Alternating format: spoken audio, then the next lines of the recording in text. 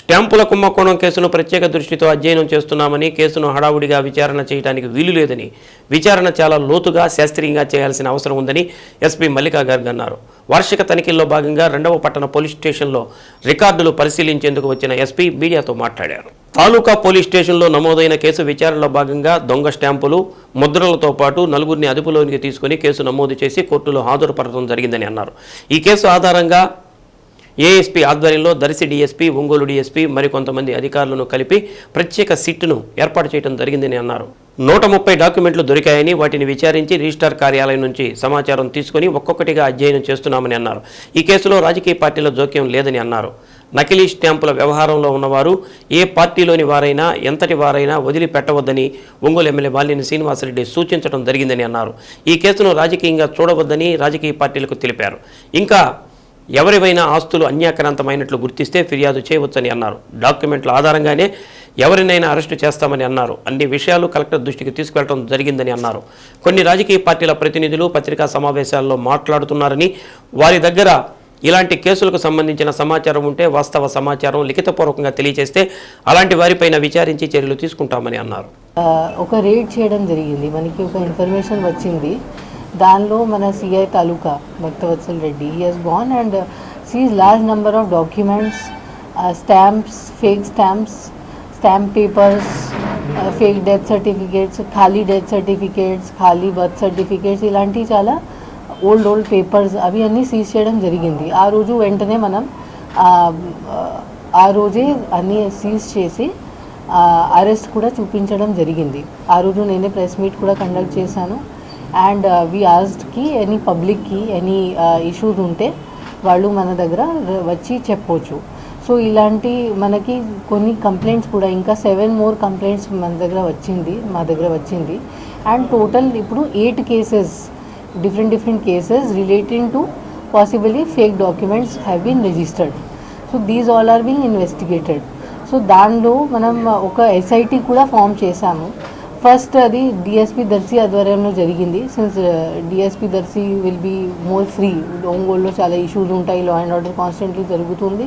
కాబట్టి మనం ఒక his experienced officer from outside where కొంచెం వర్క్ ప్రెషర్ తక్కువ ఉంది, అలాంటి ఆఫీసర్కి తీసుకొని రావడం జరిగింది. Recently we have upgraded our SIT.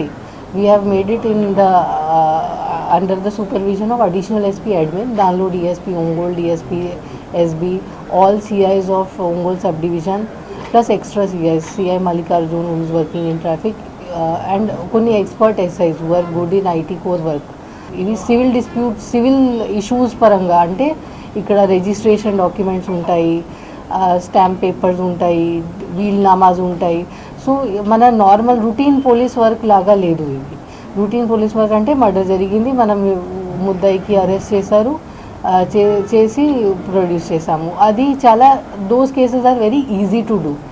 But these cases are complicated because ఒక సింగిల్ డే ఏం జరగదు, చాలా టైం నుంచి జరుగుతుంది ఈ కేసెస్.